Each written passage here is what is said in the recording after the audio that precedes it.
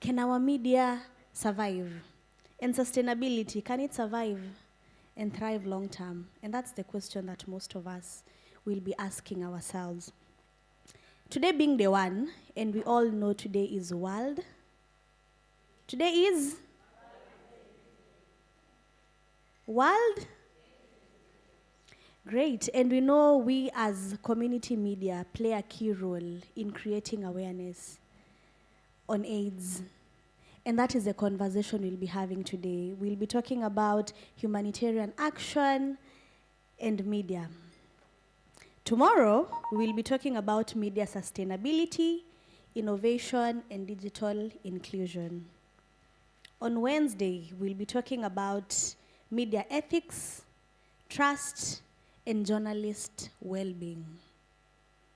Our well-being, tumekuwa Nairobi, tumekuwa Samburu, Marsabit, the whole year, and the year is coming to an end. We need to understand our well-being. How do we ensure that even as we report in the newsrooms, even as we go into our communities, how is our well-being so that we are able to better communicate our community stories? And on the fourth day, we will be talking about mentorship, civic engagement, and inclusion. And on the last day, the conversation will be on peace, governance, sustainability, and finally, in the evening, we will be having the awarding ceremony. As I mentioned, the conversation is going on social media, on YouTube. Take photos. Sisi ni ma-journalist. Tunapenda kamera. Chak, chak, chak. Picha moja mbili hapa tatu. Let people know the conversation that is happening here. And also this conference has been made possible by different partners. We have Safaricom, we have Hemnet, we have Shofco, we have... nani wengine tuko nao? Nani hao?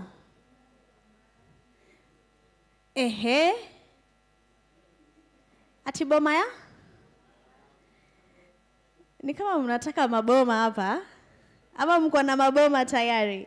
So we'll be going through the different partners we have here, and we'll also be having them joining us on different days within the week. And with that, I'd like to welcome the team lead from Association of Grassroots Journalists of Kenya, Mr. Dennis. Akuje atukaribishe yeye kama team lead na hao ambao wamefanya tuweze kufika hapa siku ya leo. Naomba tumpigie makofi.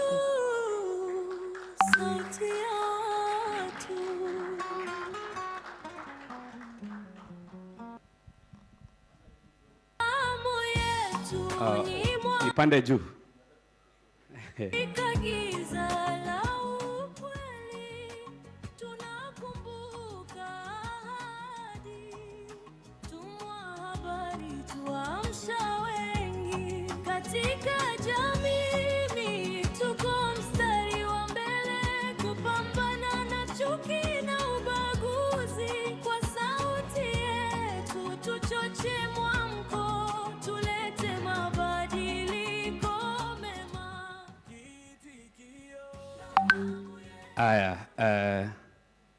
Good morning. Can we be upstanding for a minute? I think we have a very nice song that I will allow DJ D-School. It's about 2 minutes. If you can just play. And then if you are able to move your body parts, huh?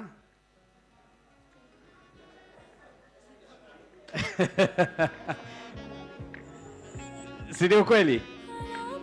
DJ D-School, are you ready? Sawa sawa.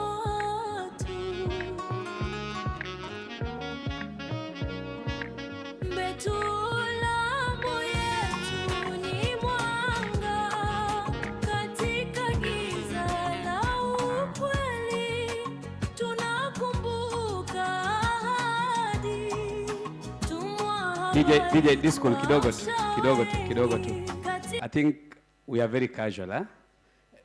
Naona my friend Greg amesimama tu ni kama ako peke yake. Just angalia, look for your neighbor.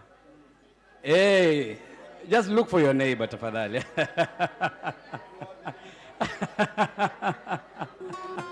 Eh? Tafadhali, eh? This school.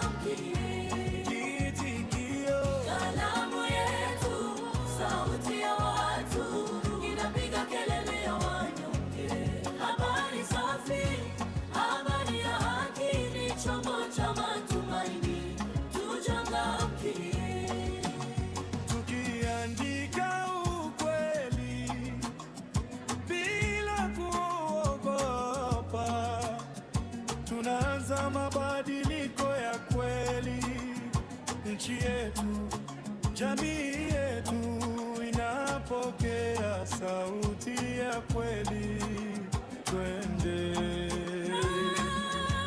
Tukiungwa mkono kwa jengo taifa, utu na heshima tukaziinamisha, kwa wakubwa na wadogo tunasikilizwa pamoja.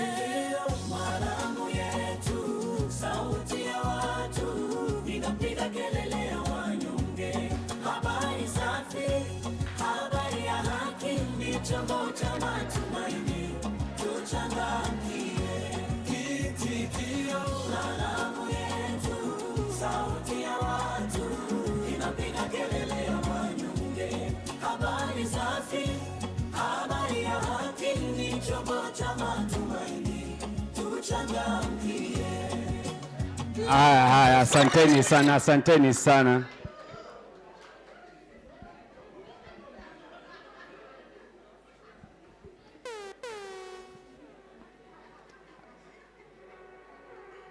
Wanapwani mpo?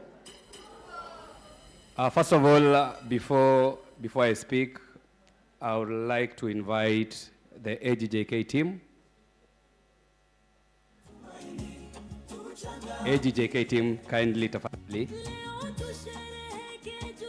Tukuje tu hapa mbele, AGJK team.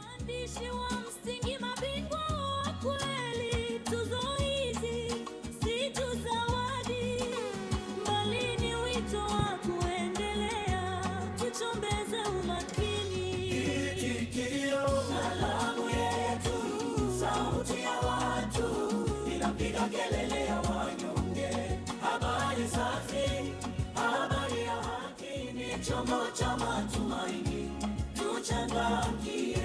Itikio salamu yetu, sauti ya watu inapiga kelele ya wanyonge, habari safi, habari ya haki ni chombo cha matumaini. Haya, asante sana. So we will do a round of introduction for the AGJK team. Wacha nianzie kwa mzito hapa. Hello, good morning everyone. Habari zetu. Tuko vizuri. Mombasa imetukubali ama imetukataa? Ama ndio tunaanza? Ndio tunaanza. Wangapi wanajua mtu hapa? Wangapi wanajua mtu hapa? Tafadhali msijaribu kuonyesha Isaac kuonyesha mtu hapa. Tunataka aendelee kutoa habari asibaki Mombasa. Tuko salama lakini mimi naitwa Bosco Kadhima. I am a journalist. I work for the Association of Grassroot Journalists Kenya as the programs lead. Na nafurahia sana kwamba mmekubali mwaliko wetu. Mmefika Mombasa salama, na nadhani we will have 5 days of a lot of learning a lot of experience sharing, and of course we enjoy and celebrate the winners when watakuwa celebrated on Friday, si ndio? So let's engage, let us at least be free with one another to engage as a family, as the bigger AGJK family, and most importantly tupige picha sana, ni muhimu si ndio? Asanteni sana and have a good one. Is it still morning? It's morning. Good morning. How are you? I'm so excited to see you.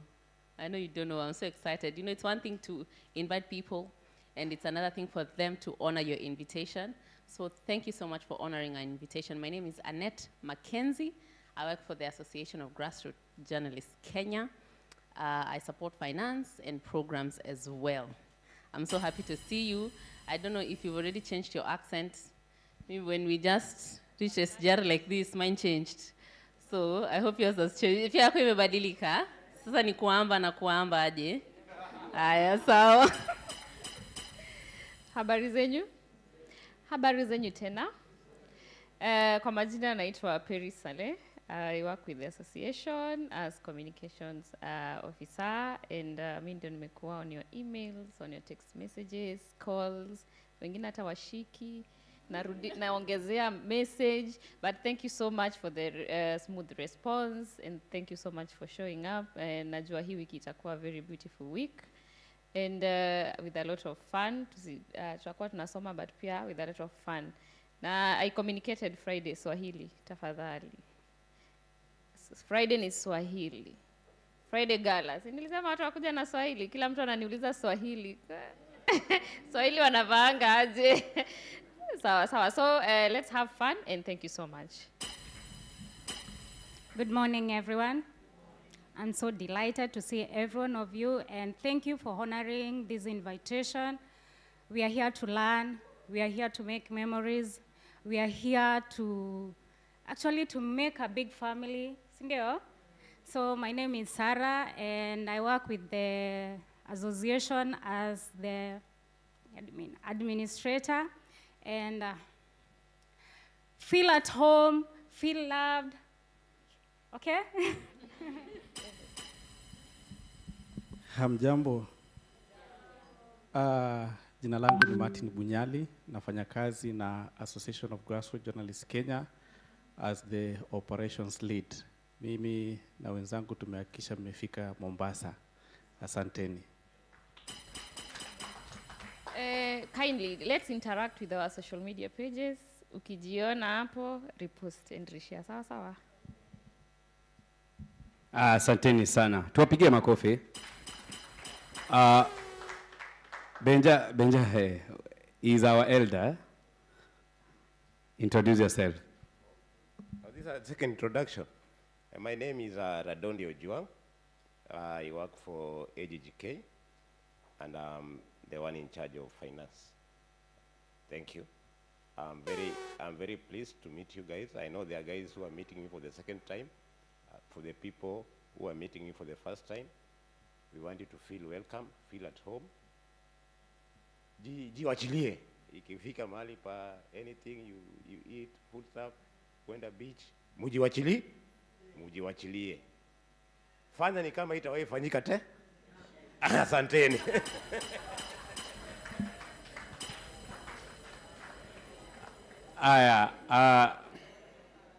Asante sana. I have about 5 minutes, and then after my small speech, I will invite our advisory board chair, who is here with us. I'm Dennis Beru. I'm a journalist. I work for the Association of Grassroot Journalists Kenya as the team lead. Apart from that, I'm also the East Africa correspondent for the Channel Africa. Channel Africa is under the South Africa Broadcasting Corporation. But I've been in the community media space for about 12 years. And recently, I just left Ruben FM, one of the most vibrant community media station in Kenya. Wapi kelele ya Ruben FM? And first of all, ladies and gentlemen, our invited guest partners, journalists, and members of the AGJK fraternity.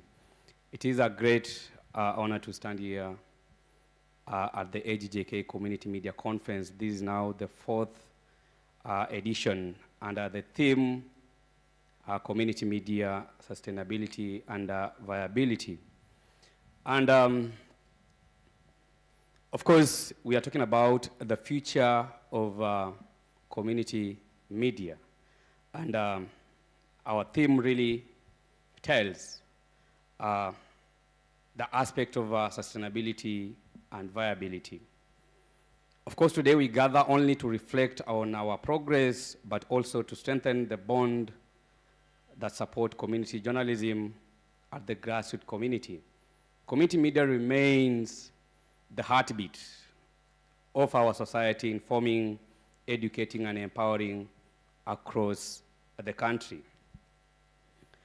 And allow me to express special appreciation to our partners who've made this a success. When you look at our banner, it tells that, of course, the partners that you see at the banner, they believe in the power of community media. And Safaricom, Kengen, of course, we have Akiba Mashinani, Forum Civ, Henet. We also have Media Council of Kenya. Of course, we fall under the Media Council of Kenya.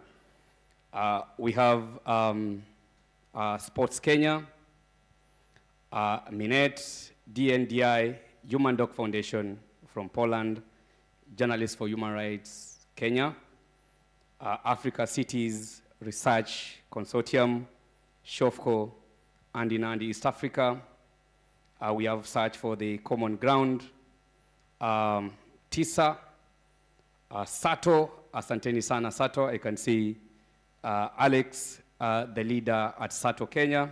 Tumpigie makofi, they've been working with us. We also have the University of Opol from Poland. And then, of course, we have the State Department for Housing and Urban Development, where we have Boma Yangu, that is affordable housing, for making this event a success. Of course, why community media matters. Of course, we are looking at the stories that often go untold.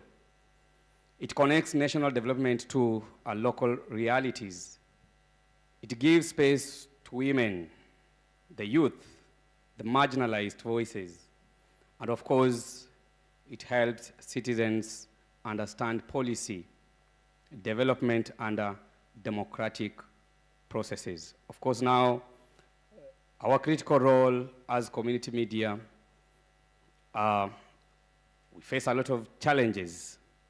I'm talking about the financial challenges. That's why during the 5 days we shall be here, we'll be looking at how, together with our partners, we can make our media houses, our radio stations, financially sustainable.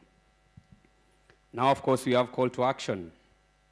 Call to action where we are calling upon all the partners who have made this event a success to invest in capacity building and training for our journalists across Kenya. Provide long-term financial and technical support to our media houses. Co-create content that amplifies community voices, supporting technological and infrastructure upgrade. Of course, strengthen community-based revenue model. And of course, we have some of the partners who are really interested in working with this radio station. And of course, we are looking at the aspect of research, innovation, and audience.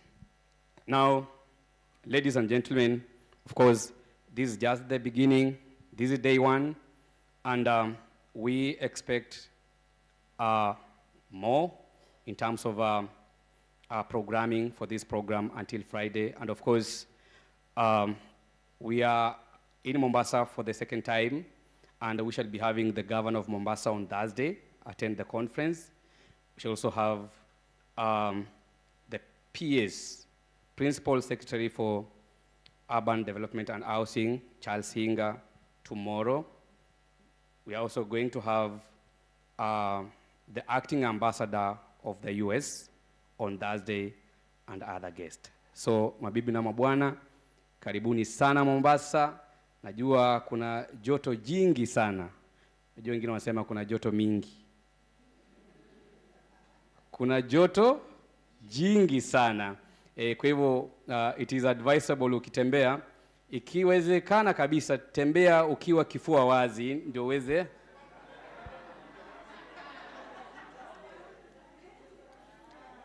Najua watu wa Turkana kuna joto sana. Kwa hivyo wenzetu ambao wametoka Turkana wanaelewa hali ya anga vile ilivyo hapa. Lakini mwisho wa siku najua kwamba tunakwenda kuwa na mazungumzo marefu, mazungumzo ambayo ni ya kufaa zaidi, kuwafaa sisi kama wanahabari wa redio ambazo zipo ama mashirika ambayo yako kule mashinani, kwa sababu tunacheza sehemu kubwa sana katika masuala na maendeleo, na maendeleo haya yatakuja tu bila uwepo wa vyombo vya habari. Kwa hivyo ni himizo tu kwa washirika wote ambao wako hapa, bila kuwasahau FIDA Kenya. Karibu nimewasahau, ungenipeleka kotini. Ya FIDA Kenya kwa kuweza kufika. Kwa hivyo tuweze kuwa na ushirikiano mzuri wakati ambapo tuna mashirika mbalimbali, kuhakikisha kwamba basi vyombo vyetu vya habari vinazidi kuimarika na vinazidi kuendelea zaidi. Kwa hivyo asanteni sana. Now I want to take this opportunity to invite our advisory board chair, Dennis Kioko, alafu ata invite our guest today ambaye ata officially open our conference. Tumpigie makofi Dennis Kioko.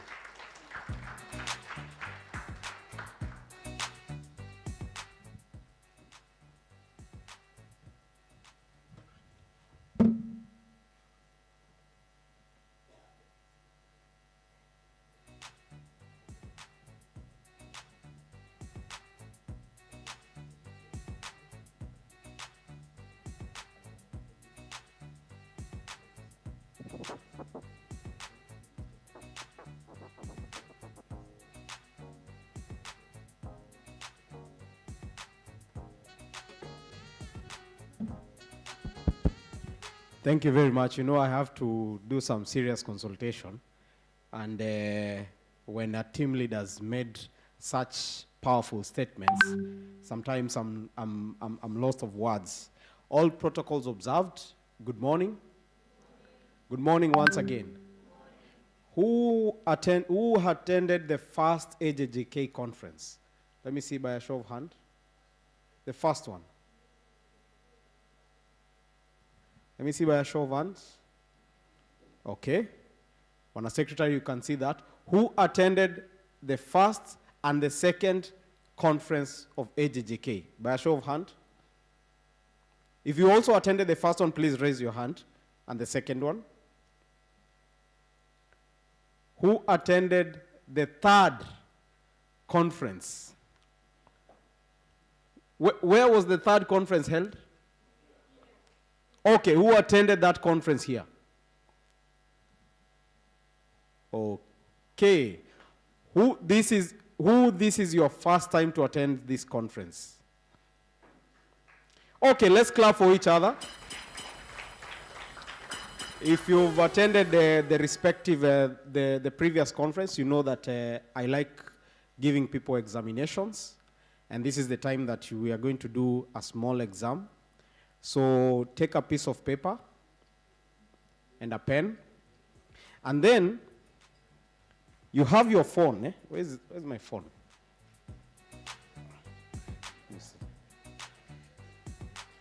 You have your phone. Eh? Put it either in silent or in vibration. My session will only last 10 minutes. Eh? So give that your phone to your neighbor. Exchange your phone with your neighbor.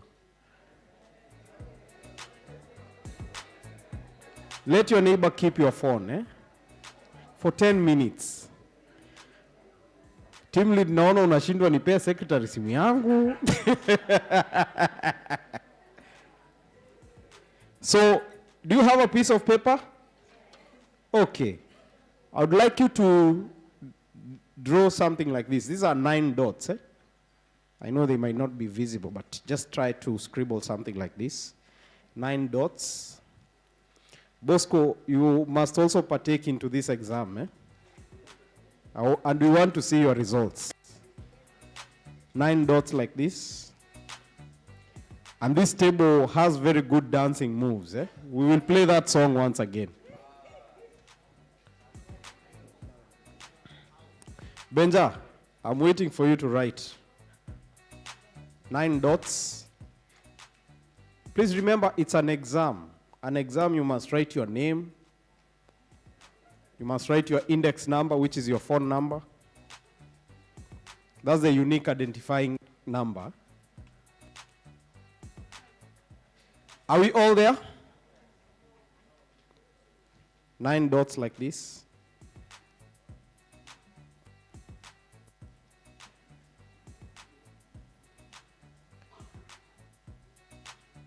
Great. Are we all there? Okay. I would like you to follow my instructions. The exercise will only take place, will only be less than 1 minute exercise.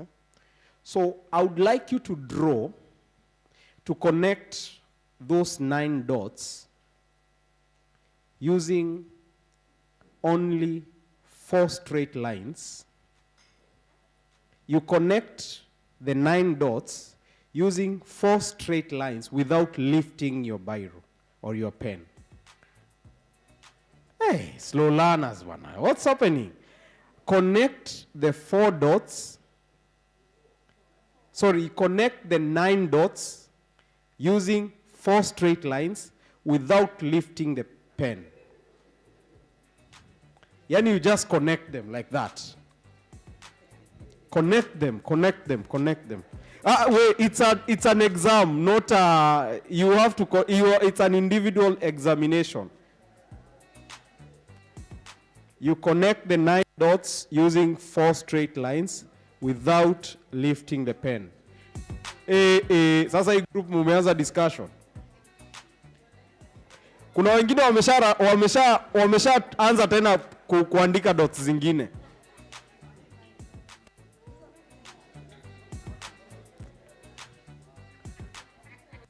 Anyone who has managed? Bora is go straight here.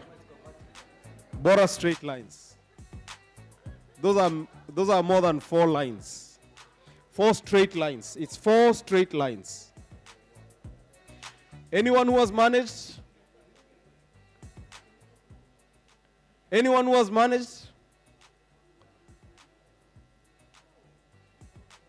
Our finance manager, sijui tupatiane zawadi kama 10,000 hivi ndio motivation.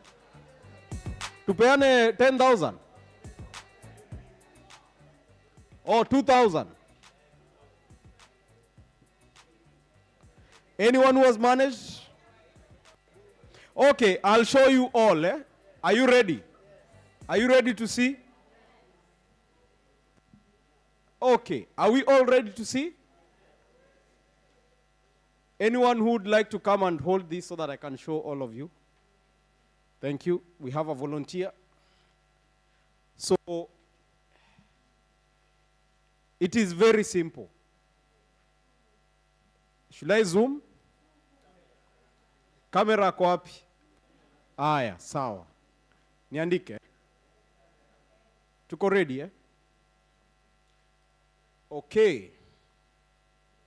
I'm also hoping it will work, but I'm the teacher, so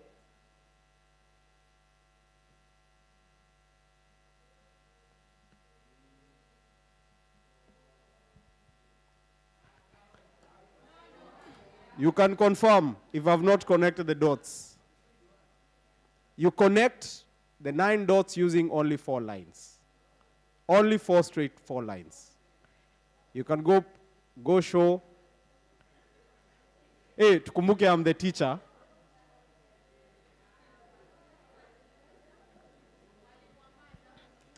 Mwalimu wa maths, eh?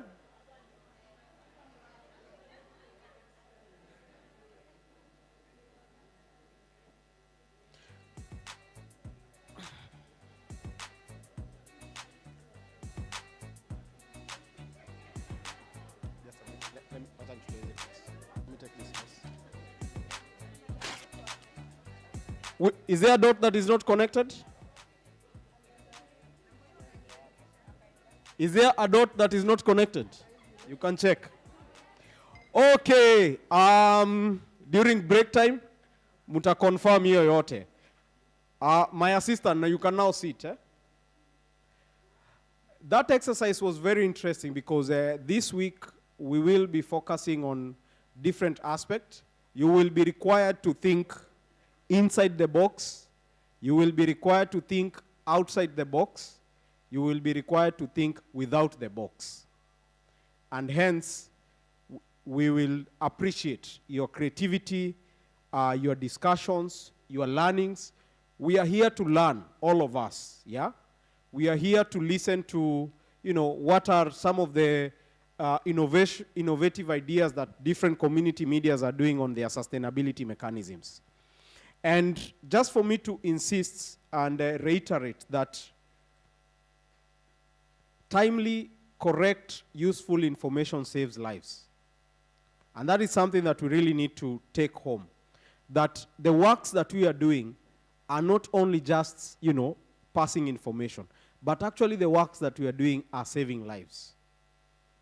You will remember that during COVID, the community medias, we were very strong at passing information to communities on what are some of the things what are the preventive measures they need to take. In some other cases, we've seen in some villages where maybe there has been some cholera outbreak. Community medias have been very instrumental in passing preventable mitigation measures that communities have adopted. If it was not that passing of that information in a timely, correct, and useful manner, we will be actually experiencing more deaths from some of these communicable diseases. In Rift Valley recently, you saw the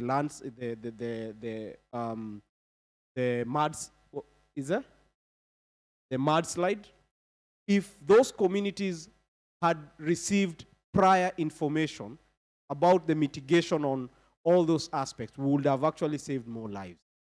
So just to reiterate that the works that we are doing is not just only passing information, but it is actually saving a lot of lives in the different areas.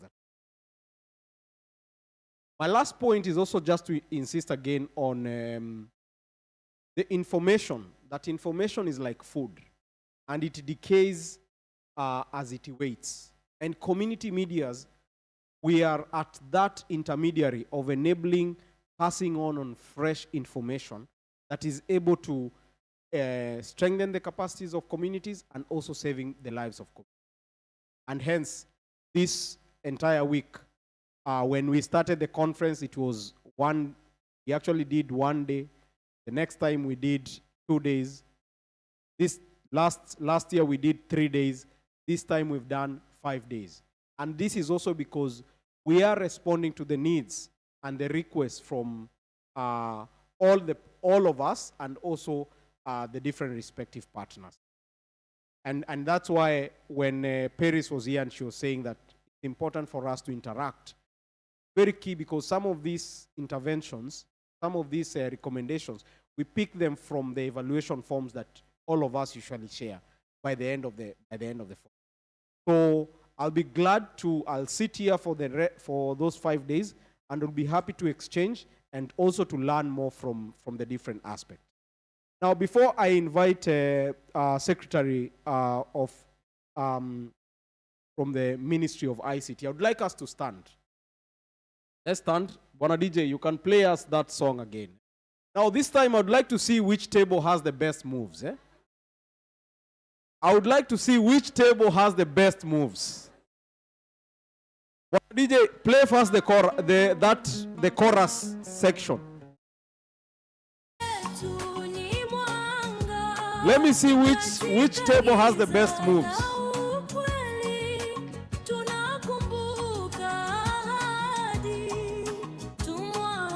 You can move, you can move, eh?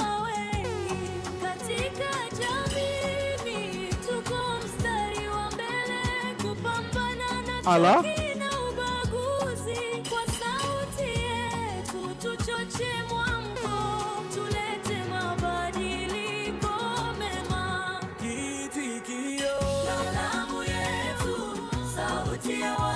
Can I request that table to come? Hiyo meza ikuje hapa mbele. That meza ikuje hapa mbele.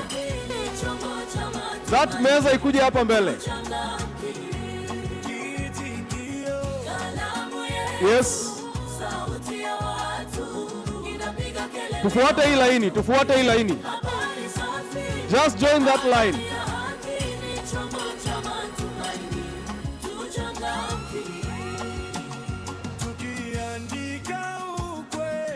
Yes. Watu wanaogopa kukatika.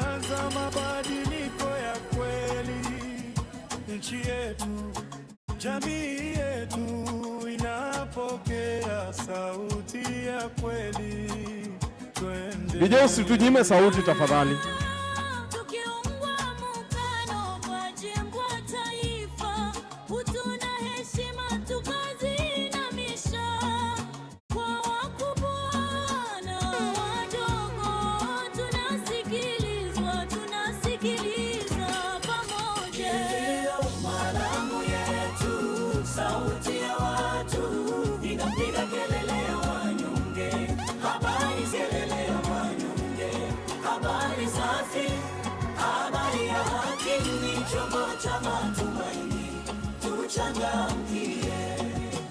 Leo tushereheke juhudi na moyo, waandishi wa msingi, mabingwa wa kweli. Tuzo hizi si tu zawadi, bali ni wito wa kuendelea, tuchombeze umakini. Kalamu yetu, sauti ya watu, inapiga kelele ya wanyonge. Habari safi. Asante sana. Asante sana. Asante sana.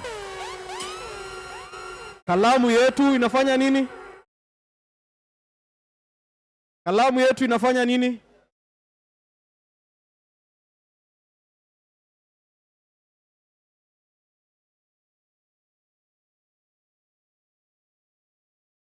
Thank you very much, colleagues.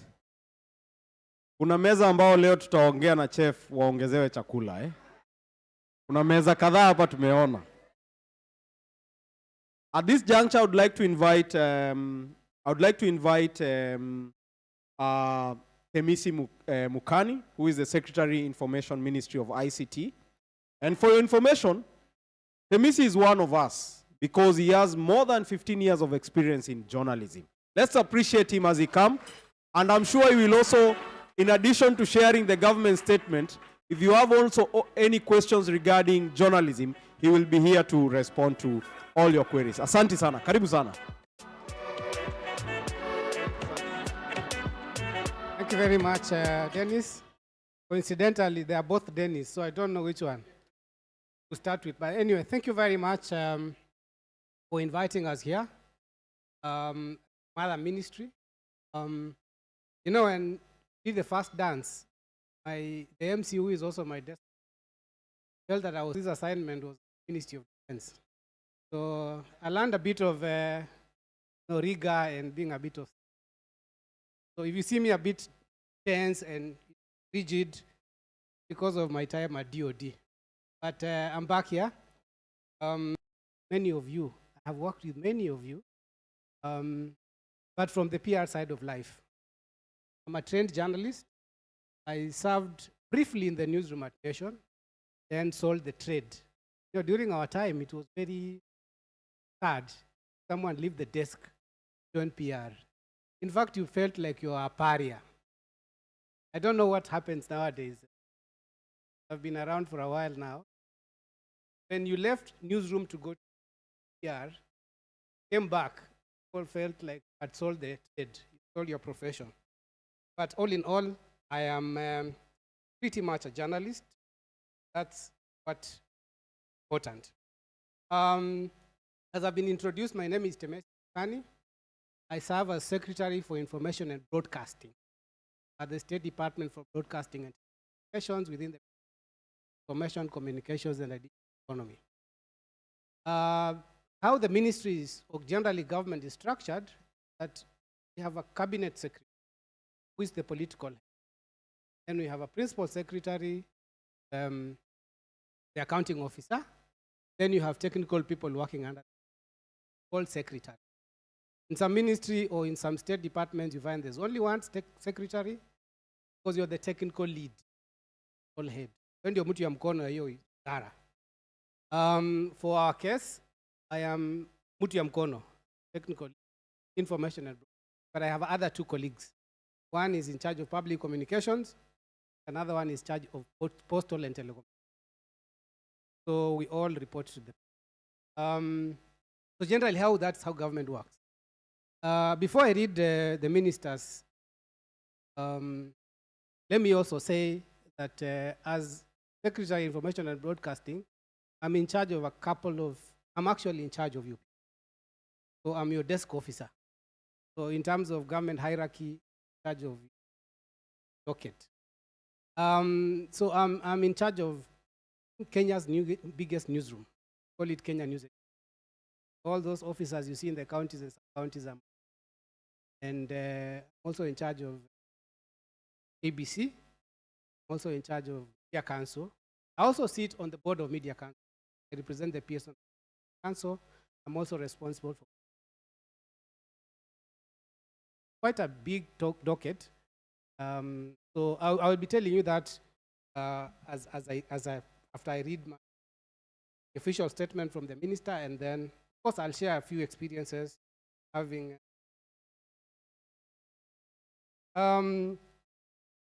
We were here on Friday, Kenya Editors Guild annual convention. I'm happy that journalists are always choosing Mombasa, an opportunity to come and unwind. And the minister told me categorically, Temesi, you're not going back to Nairobi. You have to stay here because colleagues are coming in. Annual convention. I said, why not? Being here on 2 days of holiday. Saturday and Sunday has been relaxation, which you rarely get in government, especially for those of us that. So I will read Abogo's statement as it is, because that is what government demands. Then I'll take 2 minutes to go through some of the things we are doing at the ministry that may interest you and see where opportunities are for us to partner. So to the leadership of Association of Grassroots Journalists of Kenya, journalists in the room, I hope it's still good morning. So I'll read as it is, has been sent to me. So I'm delighted and deeply honored to join you at this Association of Grassroots Journalists Community Media Conference 5, held under the theme, Visibility and Sustainability of Community Media in Kenya. Community media is at the core of our country's communication economy. You play a critical role of informing, educating, and entertaining a majority of Kenyans through your multimedia production that are most often delivered through local languages that audiences connect with. Most importantly, you are at the foremost enablers of the country's socio-economic transformation agenda through your development reporting. As you may already know, the current administration rose into power on the strength of the bottom-up philosophy that seeks to empower Kenyans at the lowest levels in the grassroots to participate and to contribute more to our nation's progress. That's why government's focus over the last 3 years has been on sectors and interventions that seek to grow household incomes, open up rural value chains for wealth and employment creation, and spur entrepreneurships. Programs such as the flagship affordable housing program, Nyota, and fertilizer subsidy, just to name but a few, are all targeted at rural populations to give them an economic boost in line with the bottom-up economic transformation data. As government and as a ministry, we recognize and appreciate the role you play and are keen to continue working with you as invaluable partners in strengthening government communication. In this regard, we are finalizing national communication policy, government communication strategy, and access to information policy. These regulatory frameworks will define how government shares information and communicates with citizens. The draft policies and strategy provide a framework for deepening partnerships and creates opportunities for enhanced participation of media stakeholders, including yourselves, in government communication. They will also streamline government communication architecture to enhance efficiency and effectiveness by removing bureaucracies that sometimes make it difficult for journalists and citizens to access information from government. Alongside the policies, we are also in the process of reviewing the Kenya Information and Communications Act, the Act which is another law in the sector, and the Media Council Act of Kenya, Media Council of Kenya Act, to align them with the changes happening in the media sector, largely driven by technological changes. Administratively, as a ministry, we are reforming the Kenya Broadcasting Corporation to make it a fit-for-purpose and sustainable state broadcaster capable of anchoring Kenya's vibrant and fast-changing media landscape. Also, we are recalibrating the Kenya News Agency to become an anchor of government communications in the counties and sub-counties. KNA,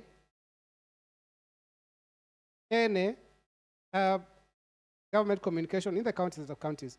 KNA has a presence in all of Kenya's 8 regions, 47 counties and 5 sub-counties, making it the largest news network in Kenya today. We are keen on leveraging KNA's expansive network to make government communication more efficient and effective. As government, we have a responsibility and duty to ensure that we create an enabling environment for a thriving media industry. That is why, through the Media Council of Kenya, we are setting up media hubs across the country to provide working spaces equipped with high-speed internet and computers for journalists in the grassroots to be able to file their stories. For those of you involved in audio-visual production, we are also rolling out the Studio Mashinani program through KBC. We encourage journalists to make use of these platforms to do their work. We also encourage grassroots journalists to take advantage of press clubs, story grants, and other initiatives implemented by the Media Council of Kenya and partners to grow your profession.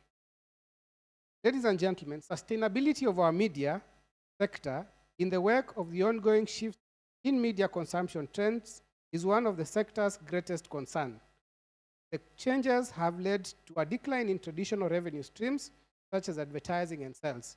This has forced many media houses, including community media stations, to downsize and reconfigure their operations, affecting some of your members who serve as correspondents and stringers. As government, we will continue working with sector stakeholders to find sustainable solutions to the challenge, even as we encourage media houses and journalists to take advantage of Kenya's expanding tech ecosystem to innovate new media products and services. Finally, journalism is the greatest beneficiary of the government's growing investment in ICT infrastructure expansion through the digital superhighway and creative economy pillar of the Beta Plan. As we extend Kenya's internet fiber optic cable backbone by 100,000 kilometers, build 1,450 now. Nimefanya kazi ya serikali. I have done my government side. Now I'll speak to you as your elder brother and as your desk officer at the ministry. Of course, my biggest headache is how to get all of you to practice your journalism successfully. And there are things we're doing on the desk that also inform you about. One is about the reform of KNA, as I had mentioned and as Waziri has mentioned. You notice that KNA's setup, the bureau, is long been overtaken by technology. We are in a mobile first. So we are trying to reconfigure Kenya News Agency and generally Directorate of Information be able to support your work as grassroots journalists. That like the go-to point when you need to act government must be able to enable you sources, that kind of. So you will be seeing a lot of movement starting next year. Just trying to reconfigure and reposition. We have created positions of regional information directors, settled in the 8 regions, is in provincial administration. So we expect that, the communication gap and the trust deficit that has existed between wananchi and the government, based on really lack of information and ineffective government communication, will be reduced by us moving closer, audience, and moving closer. The other thing we are doing is, of course, you all agree that KBC is punching below the national broadcast. So there's a lot of work that is going on to make sure that KBC formed and is fit for purpose, really. Serves its role as a national broadcaster, and where it's required to compete in the market is also. This will include modernization, generally, to up to speed with the rest of. The other thing that may also interest you, I know most of you are in this trade out of passion, and I was telling your leaders, is that we are reforming Kenya Institute of Mass Communication. You know very well that KMC, the pioneer, really, journalism training in the. So if you've been following the conversations around KMC, there's a bill, a Kenya School of Government, Kenya School of Communication bill, that will seek to completely turn around KMC from being a TVET institution to a proper mid-level college that will be doing tailor-made courses fit into the world of journalism. So I was telling Dennis, you guys are interested, those of you that joined the trade out of passion, but had never had formal training, we can organize for tailored courses. Our role at the ministry is to provide a platform. Then your leaders, NKIMC can engage, and the Media Council, that we have a course that is fit for purpose. Grassroot. That's an opportunity that is also ongoing. The other thing that we are also doing, you notice a lot of media houses, and it's sad that media houses are, the newsroom is shrinking, and largely it's because of money. Dynamics in the sector, and we have to live by that. And so we are having a conversation, owners, we're having a conversation with everyone else, including big tech, on how best to make sure that our sector is sustained. And I must agree that the theme for this year's convention really soon, because conversation on sustainability of that is a conversation that we need. So as we do that, as a ministry and as government, we have initiated conversations with big tech, platform providers, Meta, your talk, on how best do you compensate content that is driven from media houses, not from the content creators, but from media houses. Here, there's a lot of content that is pushed out by your media houses that drives this. So we are working on a mechanism. Even as we monetize content creators, how do we monetize the content that is coming out, so that we can make our media house a bit sustainable? The other thing we are doing that has been very topical is settlement of the pending bills. I think we owe media houses close to 866 million from advertising. You know that those are historical debts that are owed to media houses. And as you may be aware, there's a verification process going on at National Treasury. But as a ministry, we have prioritized those bills. I think last year we paid half the bills. It was about 1.4 billion. We have lowered it to 6 million.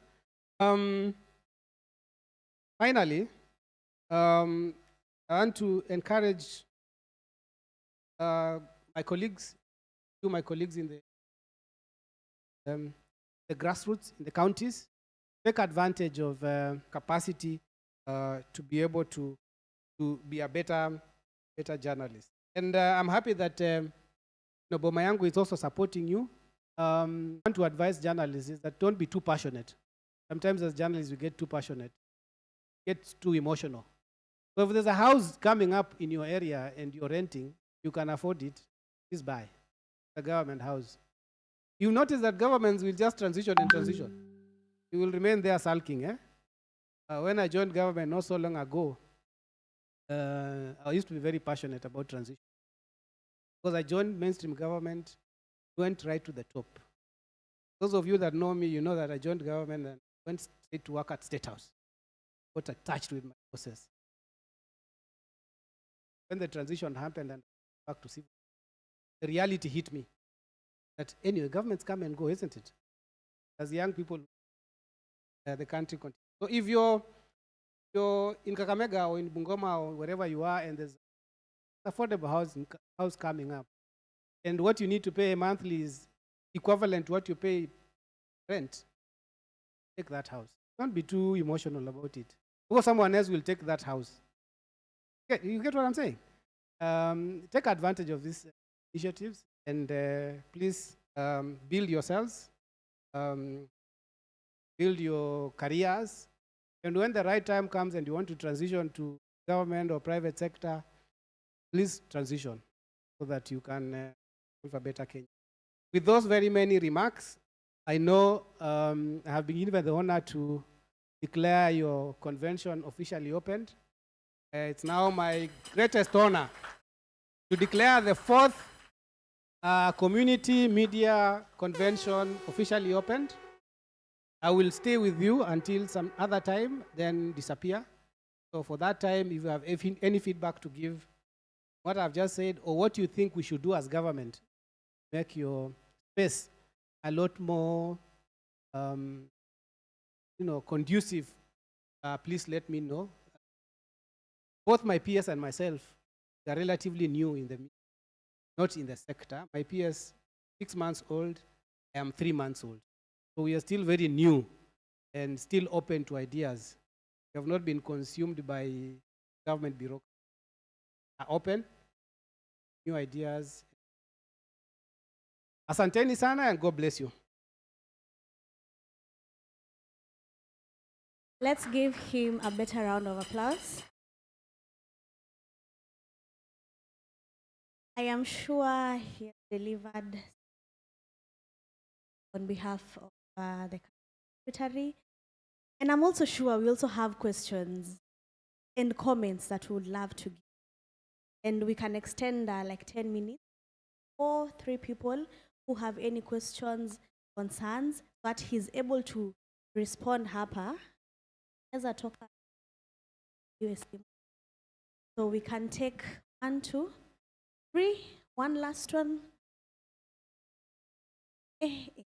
Okay, let's first of all take 4. Good morning. Na swali kwake mwakilishi kutoka serikali kuhusiana kama ama ombi kuhusiana na monetization.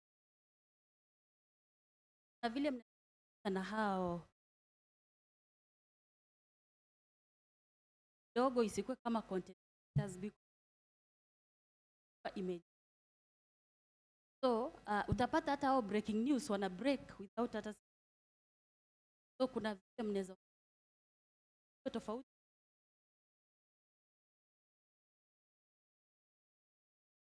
Thank you.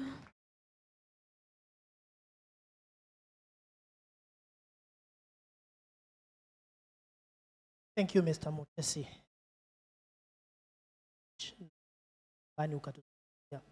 Many have given us an for GA, know how we do business.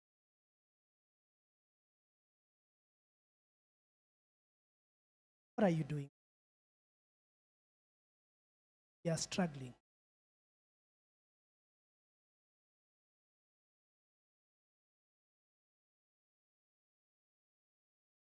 Thank you.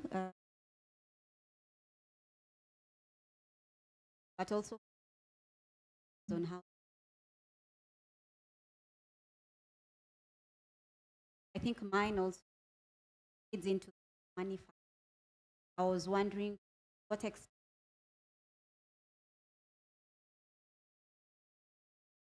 funding allows access, and this, but also active.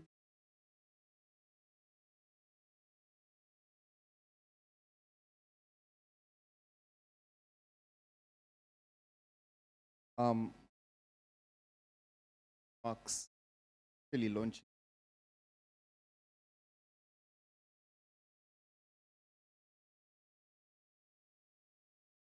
structuring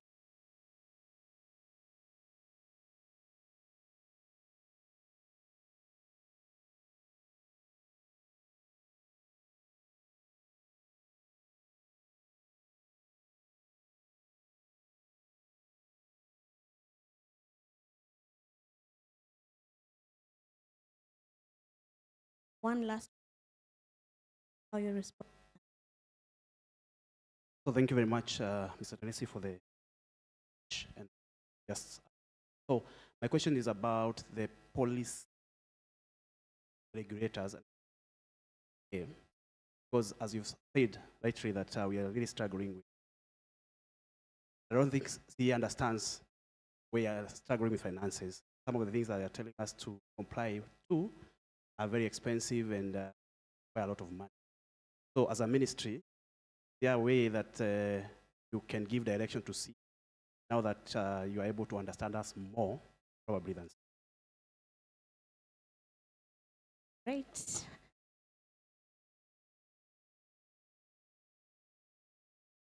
I think if you allow me, I can just respond from here. Those are interesting questions. I think you understand what we do as a ministry. The monetization of media content, the involvement of media houses, I think that's a very valid input. I think we will get in touch with your leaders.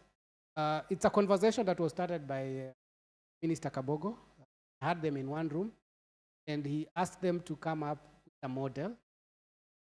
It's still early days, so I think at some point, in the spirit of public participation, we bring in media association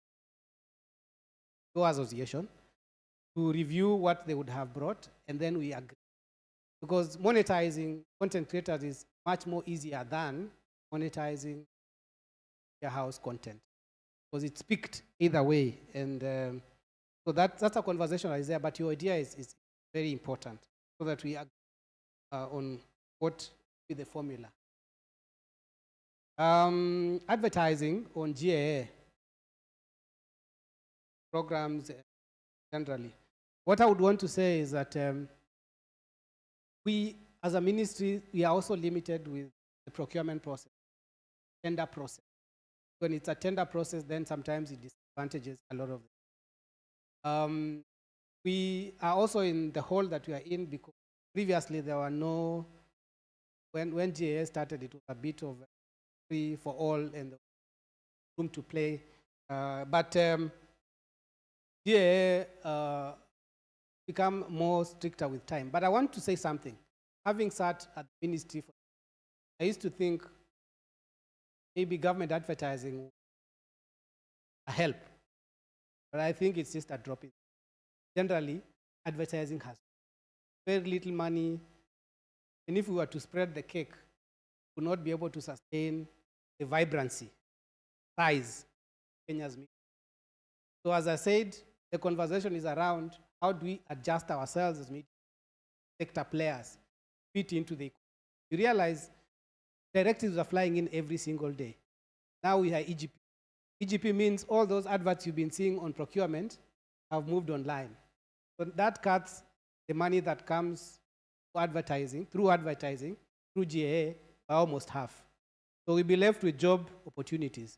Next, there will be another directive that all job opportunities goes online. So GAA would completely not have much to offer in terms of advertising. But we are saying that as an industry, we need to have a conversation. Then how do we move along this new reality? So even as we work on, I know Waziri is very passionate about government advertising. It's a conversation that is going on. When that happens, I think it will be very good that everyone else has, however small the cake is, everyone has a pie pie of it. There's about a funding portal. As a ministry, we work through agencies. One of the agencies depend on to do this is the Council of Kenya. The Media Council of Kenya does grants. It's also helping you join press clubs. Some towns, I know they are rolling out media hubs. They're calling them media hubs, isn't it? Like spaces where journalists can come and work together and network. Internet and this. That is government's investment in making sure that you as a journalist in the counties. And so we encourage you to organize yourselves, to approach Media Council, because Media Council has a mandate to bring together partners to do these story grants. And I have seen their portfolio of story grants funding from year to year. Even as I think we speak today, there's a call for applications for grants. The other ones were given last month, I think. So let's take advantage of these 2 good stories. And you know, when you get a story grant, do it, and then you can move on from there. Preparations for next year, for 2027 elections, I think it's ongoing. We've met the commission with the Media Council, and there's a whole election reporting curriculum that was developed by the Media Council, which is being revised, and there will be a call for training. And so they will go around training, and I'm sure Bwire will be here tomorrow, Director for Media Training at the Council. Please hold him to task so that you're involved in that process. It is important that you get that training. There are a lot of other opportunities that come to the ministry and we give the association. When I said I have friends, I'm trying to remember George or someone. When I worked at the Ministry of Environment, we had a program with PIZ, which we give Kenya Edit. So if certain things comes up on climate change reporting, those things come and find us on the desk. So we decide who will be best suited to do it. So whenever these things come, we'll always be throwing back to you, for the ministry. You can. Let's look out for these programs. You can also suggest programs. Yeah? Look at the gaps. Look at the gaps in where you live and suggest it through your association. They will write to us. We will write to agencies that we think have the capacity to support you. For example, I know the Tony Blair Institute, TI, doing a bit something on disinformation, misinformation, fake news. So if you want to organize yourselves as reporters to be trained on fake news, you can always write to us, write to TBI and tell them, please support these guys. You down for 2-3 days, take you through that, and you will benefit. The reform that are happening at KMC, as you know, for the longest time, you know, KMC was formed as the training school for the voice of Kenya. It was actually created to train journalists for KBC. But over time, I think with the opening up of the media landscape in around 98, 99, trained most of the journalists of that time. I remember if you needed to study journalism, you either go to KMC or maybe Daystar, isn't it? Daystar was the first one. There was nowhere else. I tried, even myself, I tried to go to KMC. I was scammed. I didn't join. But fortunately, the same year, they advertised that there was first intake at the University of Nairobi. So, media training has really opened up. And KMC has stayed where it was. So they're still doing those courses. The government is too. So we thought that to align it with the changes, the AIs and journalism needs to move from Kenya Institute of Mass Communication to Kenya School. And I agree. We have really seen a change in the last 1 year that now people are seeking out KMC to help them in. For example, we've just concluded a trade police officers, national police. I think they are now doing another course with the national. That's what I was saying. Your leadership can come and have a conversation. Okay? It is something we can absorb as government. We will always absorb as government. Something that we can ask CA, because CA is an agency now. Something about regulation, media regulation that you need, you can always ask these institutions to support so that you people are trained properly. So we are hoping that once we open up KMC, then the scholarships will come. The opportunities for training will come. And of course, the people who are practicing journalism will be the first ones to benefit. The question on requirements, I presume is about licensing and compliance and what CA demands of media houses. You know what CA demands is in law. So they cannot enforcing anything that is outside the law. And I'm happy that this question is coming up now when we are reviewing the KICA Act. The KICA is under review. So you can organize yourselves, even as you're here, you can send us a memorandum and say the licensing regime will not allow community media to thrive. And you have a case for it. And then we'll put it in the review. And if it's passed by parliament, then that's it, okay? Alongside the act, we are also reviewing the regulations. You know, there are many regulations that govern the sector. So there's a law, which is the KICA Act, but then under it, there are regulations. To give effect to the act, there are regulations. So the regulations are also being reviewed. So this is the opportune time for us to engage with this process. If you go to the CA website, if you go to the ministry's website, you'll find the drafts there. You can organize yourselves, you do a memorandum, list all those issues that you think are slowing down the sector. Let's have a look at them wholesomely. Lastly, before I sit, because KNA are my people and with the permission of your leaders, I can organize for them to join this association because they are properly grassroots. And I don't know why they are not part of this association, okay? So I can organize. That will be my responsibility to organize for them to join so that you also learn from them and they learn from you.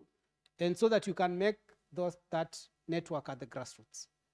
So if you know your county information officer, if you know your KNA reporter, you're able to work with them very well. So back to you. Asante sana. I believe he's been able to respond to most of our concern, and we appreciate and hoping that the recommendations that have been presented will get to the ministry and proper action will be taken. So because of time, we won't take more questions, but he's here. If you'd like to get further clarification or also offer more recommendation, please feel free to see him. We'll be having a panel discussion, but before that, we will take a photo outside here. So I'd request all of us to stand, make our way outside. The photographer will guide us palenje. We take one group photo for 5 minutes, then get back to the panel discussion that we'll be having. Are we together? Dakika ngapi? Dakika ngapi hizi? Dakika tano. So that we also don't spend much time and eat into our lunch. So photographer, tunaomba utuelekeze.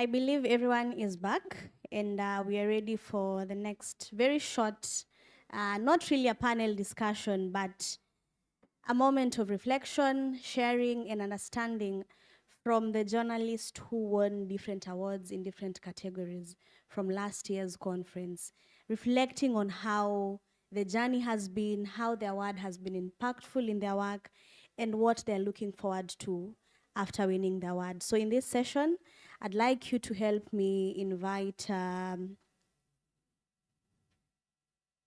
Koi Mugweru, who will be moderating this session, and she'll be inviting the respective panelists to join this session. So let's pay attention and also prepare to respond to what they'll be communicating. So guys, join me in welcoming Koi Mugweru. Tumpigie makofi.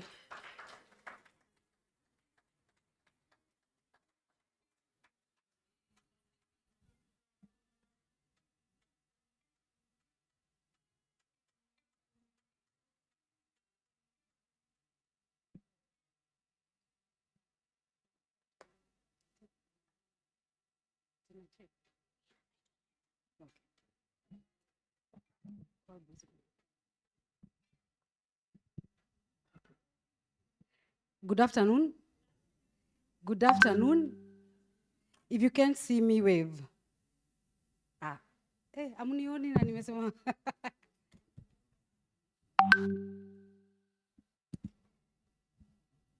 Asanteni sana vijana na kazi. Kazi na vijana. Mashinani edition. Thank you very much. So we were, as Susanna said, we are about to have winners on stage. Very short session. We hear from winners because as someone said when we were introducing ourselves, there's someone who is waiting to win on Friday. I don't know how many of you here submitted stories.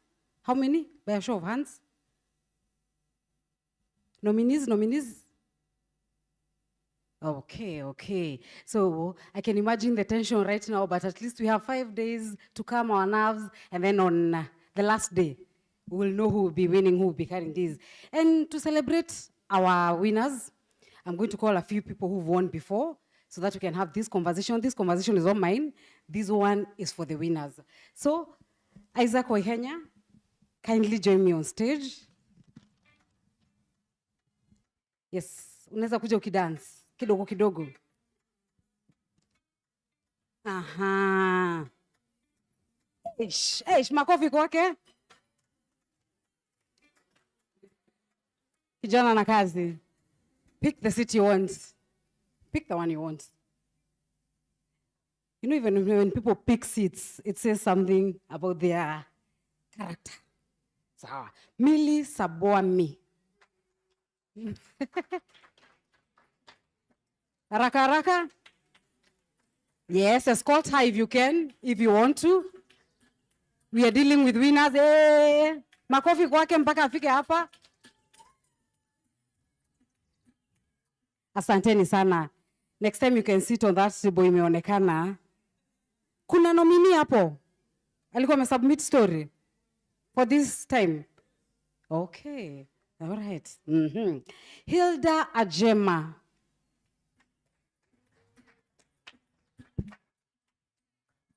Hilda was seated somewhere here. Yeah? Okay.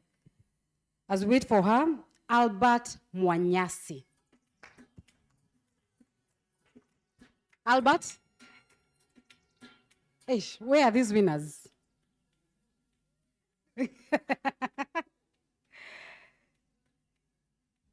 Wako nje. Yes, Paris, if you can, Albert and Hilda. As we wait for them, since we are dealing with winners, I'm going to give the winners I have here on stage just 1 minute to introduce themselves and tell us what you won. Sawa sawa? 1 minute. Hamjambo nyote. Naitwa Milly Sabwami. Nafanya na kituo cha North Rift Radio West Pokot County. Mwaka jana nilikuwa mshindi wa tuzo 2. Ya kwanza kuangazia habari za mabadiliko ya tabia nchi na mazingira. Alafu nyingine hiyo nikawa overall winner journalist of the year 2024. Asante.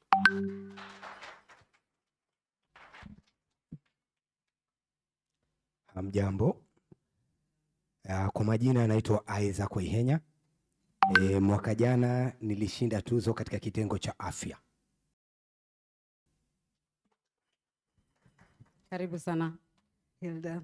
Habari zenu. Kwa majina naitwa Hilda Jema. Mwaka jana nilishinda tuzo kwa category ya development. Asanteni. As you hold the mic there, Hilda, it's good to clarify that these are last year's winners. Kuna mtu amesema already tushajua who the winners are. No, these are last year's 2024 winners, okay? Starting with you, Hilda, how did it feel like winning the award you won? To be a winner, it feels good. You feel proud of yourself because looking at probably the challenges someone might have faced while doing the stories, being that for me, I report in informal settlements of Nairobi, and I'm telling you to get a story is not an easy thing. So I really felt good. I really felt proud of myself with the work I'm doing in the community. Yeah, so it feels good. I bet it does. Same question, Isaac. Nilihisi vizuri. Hususan makala ambayo aliweza kupata tuzo, makala ambayo niliyafanyia kazi sana. Kizingatiwa kwamba jimbo la Marsabit ni mojawapo ya majimbo ambayo ni pana zaidi. Hivyo makala haya niliyafanya katika eneo moja na ambalo limeweza kujitenga tu, linajulikana kama El Molo Bay. Usafiri pale, majanga, matatizo yani yalikuwa mengi, na hivyo kutuzwa katika ama kupata taji pale, nilihisi kwamba ni kweli kazi nzuri huwa inatunzwa. Jumanake nilifanyia kazi na alhamdulillah AGJK waliiona pia. And not only AGJK, all of us saw it. Thank you very much. Same question.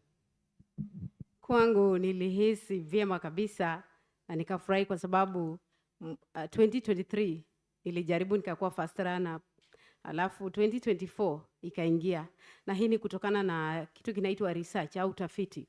Habari hiyo nilifanya kwa muda wa miezi 3, kufanya habari ambayo iliangazia wanawake na teknolojia, na si wanawake tu, wanawake ambao ni walemavu, jinsi wanatumia teknolojia katika maeneo kame kujiendeleza kutokana na mabadiliko ya tabia nchi, na nikahisi imeshinda, nikafurahi sana, na nashukuru kwa AGJK. Na pia ikumbukwe kwamba ni habari pia ambayo ilishinda kwa MCK, Media Council of Kenya. All right, so you're saying you are a winner generally 2023, 2024, na hii mwaka 2025, how do you feel? Hapa sasa 2025 hapa sikutuma. Oh, all right. Okay, you are comfortable with 2023, 2024. Lakini bado mningojee 2026. Okay. Nakuja tena. We'll be waiting for you. Isaac, what does it take to create a winning story? Kiukweli kabla story iweze kupata tuzo lazima ukuwe umeifanyia kazi. Na napenda sana alivyosema hapa dadangu Milly kwamba muda mwingi makala na ambayo anakwenda kushinda taji utapata kwamba sio makala ambayo unayafanya na siku moja. Hiyo ni taarifa ya habari. Lakini lazima uyakalie chini kuanzia kuresearch, alafu kisha ujipange vizuri.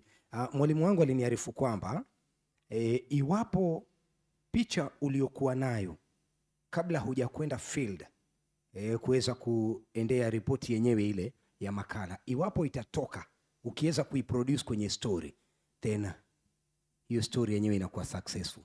Ile picha uliokuwa nayo kabla hujaenda ukiileta kwenye makala na itokee vivyo hivyo, jua kwamba imetoboa. Inahitaji ujitume, inahitaji basi usife moyo haraka, na inahitaji pia uwe mtu mvumilivu, kwa kuwa pia waja wengine watakwambia subiri, alafu kisha ndio uende ukasubiri milele. Na pia uweze kuwa pia na alternative. Akisha kueleza subiri ndio, lakini nani mwingine ambaye anaweza kafanya pengine alichofaa kukifanya yeye? Unaweza ukampata mwingine bora kuliko uliyemtarajia. Naam. Alright. Hilda, ameongea kusubiri, having patience, na pia ameongea working with others. What would you say about that? Ndiyo, kwa kutaka labda story yako ipate ushindi, lazima pia ukuwe mtu ambaye unafanya kazi na wenzio. Manake ukiwa na idea kama mtu binafsi, afu labda useme wacha mimi nijifinye na hii idea yangu nisiweze kushare na mwenzio, uende ukakosa yale labda mambo mengine ambayo angeongeza, ambayo yangekusaidia wewe kupata labda hiyo story yako kupata tuzo. Sasa jambo la kwanza kwenye teamwork, lazima ukiwa hata hujaanza kufikiria swala la pitch, hata nataka kufanya story kuhusiana hili, unamuuliza mwenzio, unaona kwamba mimi naweza kufanya story gani? Alafu pia mtu binafsi kama mimi najielewa kwamba nina nguvu katika story fulani. Kwa hivyo leo hii ukaniambia labda nifanye hii nyingine, itakuwa kidogo nitababaika kwa sababu sijazoea. Lakini ukijiamini kwamba mimi naweza nikafanya hii story na hii ndio, this is what I can do, inakuwa vizuri. Alafu jambo la pili, la tatu ni research. Maana ukijiambia kwamba nataka kufanya story, lazima, especially kwa sisi ambao tunafanya kwa community, unapotuma story katika AGJK, wataangalia ile ownership ya community. Kwa hivyo kidogo lazima ukuwe mtu ambaye you are very unique with what others are doing, and maybe you don't look even at what the mainstream is doing itself, because AGJK wataangalia communities. Is this story really is it belongs to the community? So lazima uangalie masuala kama hayo, alafu pia ule ndo msingi tu katika kuandaa story yako, lazima pia ukuwe ni mtu ambaye unaangalia sana. Ndio. I can see the passion you're speaking with about stories, so I can see where the winning came from. I'll go to you, Millie. What did the winning change for you at your work, at your station, in life generally? Kwangu kuna mabadiliko makubwa sana ambayo nimeyafikia tangia nianze kutuma habari zangu kwa AGJK. Kwanza kumenta, kusaidia pia wadogo wangu ama pia wakubwa wangu. Na nimewasaidia mwaka huu, kuna mmoja aliwin award, na shukuru. Hata mimi mwenyewe sipo lakini aliwin, na shukuru, si hapa kwingine nimewasaidia. Alafu si wala ambao wako tu katika radio yangu, nasaidia pia wanahabari kutoka kwingine, tunasaidiana kwa njia moja ama nyingine. Na hii kutokana na hapa pia siandiki sasa sahi habari za radio, nimejifunza pia kuandika digital online. Nilikuwa naandika tu Swahili, lakini kwa sasa nimejifunza kuandika Kiingereza. Na nashukuru pia kutoka hapa, kumbe kuna kitu nilijifunza. You can hear from the winners. A question to you, Isaac. I'll go to you. I saw you carrying a tripod yesterday. Yeah? Naam. Ulikuona mahali. What is it that winning has changed how you approach work? Because you're the only journalist I saw na tulikuwa wengi carrying a tripod coming to Mombasa. Is this from winning? Is this a character you have that leads to winning? What was that about? Nimekuwa kwenye tasnia hii kwa kipindi cha miaka 7 sasa, na muda wote huo nimefanya kwenye redio, na hivyo hakuna picha ngumu kuichora. Mimi pia mtangazaji wa kabumbo, kumchorea mtu taswira kwenye redio inakuwa ni kazi ngumu sana. Lakini sasa nimeamua pia hiyo taswira niichore viurahisi kwa kutumia video. Kwa kuwa video sasa nitakuonyesha. Kabla nikuchoree kijiji kimoja katika eneo la Marsabit, kilomita 190 kutoka mjini Marsabit, ama kilomita 300. Picha ile utachukua muda kuielewa, lakini kwenye video utaielewa zaidi. Ndipo saa tangu kushinda tuzo lile mwaka jana, nikajaribu kuangalia, je, tunaweza tukaelekea sasa video pia? Isije ikawa ni sauti pekee. Sasa ukipiga sauti ambayo inavutia, alafu changanye uweke video ndani yake, basi inakuwa tamu zaidi. Great. I can see where you're winners, the transitions you've been doing. Hilda, to you. Since the win, what's the one thing you're doing differently?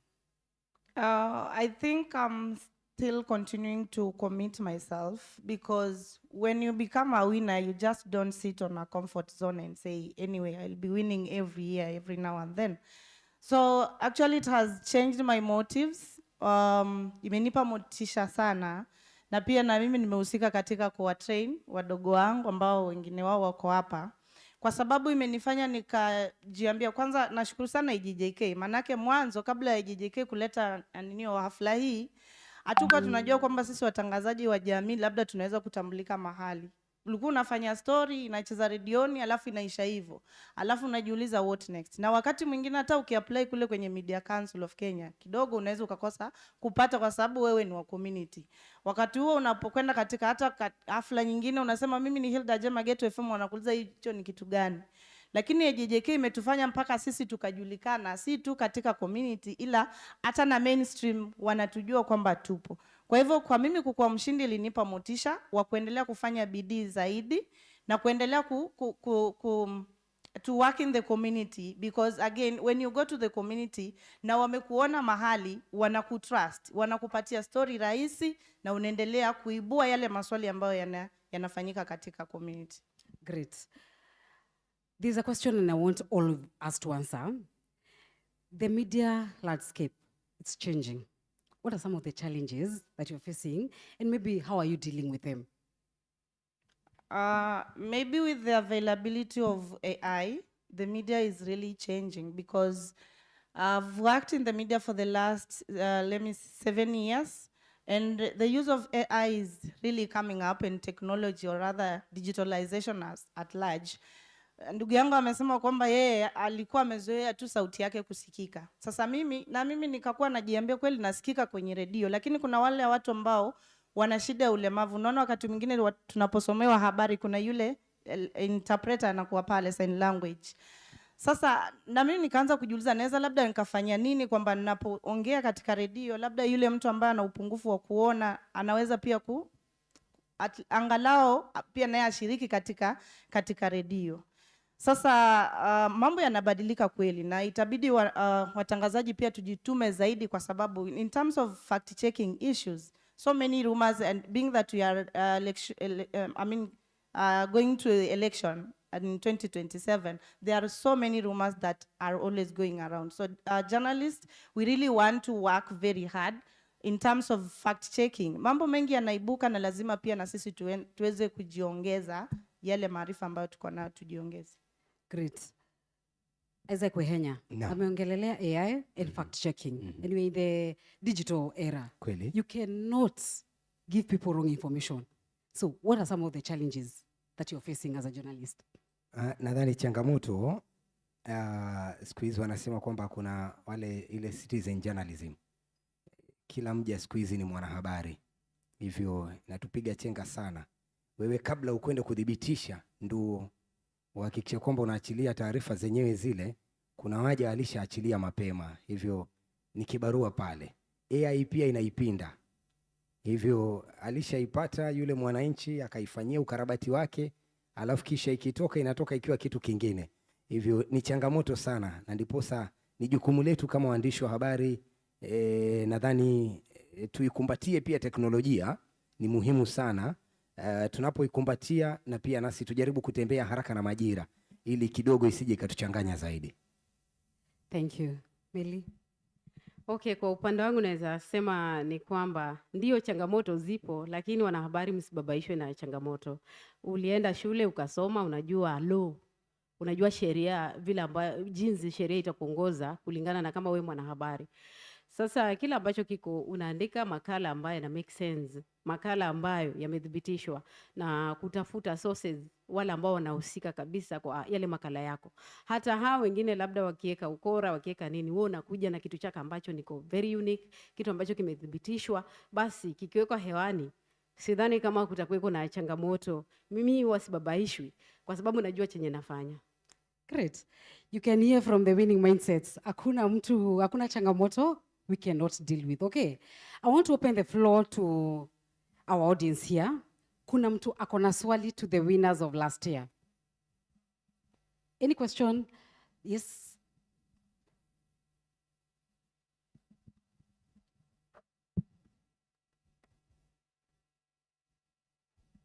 Habari zenu washindi wenzangu.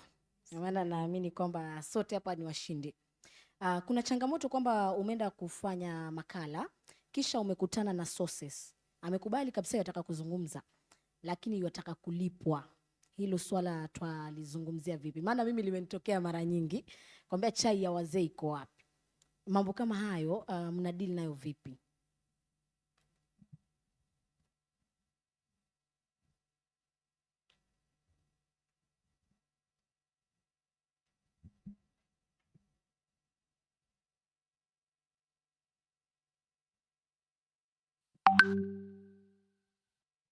Okay, mimi niko na swali kwa Hilda.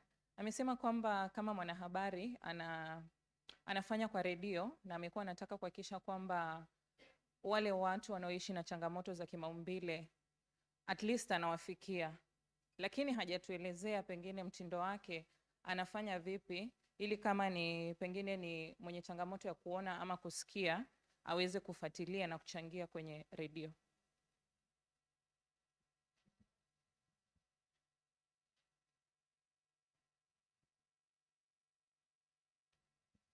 Asante. Hamjambo. Mimi naitwa Yusuf Maro. Katika swala zima la makala unapata kwamba ni lazima tu engage kila mtu. Mara nyingi kina mama unapata kwamba ni wingi wa kuona haya katika kutoa views zao. Unapata kwamba mara nyingi yani atakuwa na wasiwasi kuhusiana na sauti yake kurekodiwa na kwenda kwa redio. Pengine tu mimi pamoja na wenzangu tutatusaidia kwamba changamoto kama hizi huwa mnakumbana nazo na huwa mnapata suluhu gani kutokana na mambo kama hayo. Asante.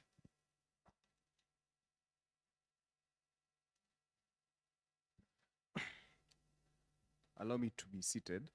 I wanted to ask with regards to AI. I think I am pro AI all day, any day, 365, 7 days a week.